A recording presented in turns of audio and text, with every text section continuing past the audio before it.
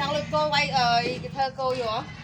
Giờ lụi cô bị chập bàn để rút à ruồi để lẹ cô cho nó ô thùng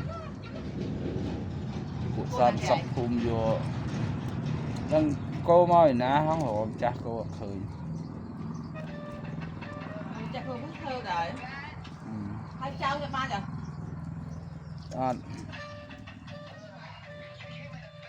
rồi để lẹ cô cho rồi